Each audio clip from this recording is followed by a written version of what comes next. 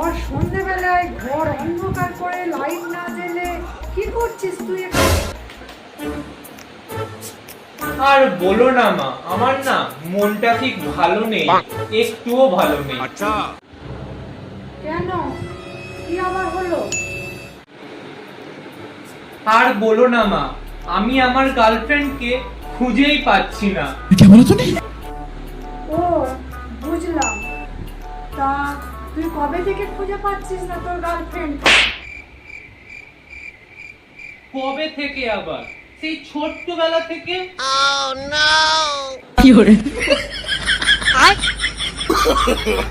no, no, no, no.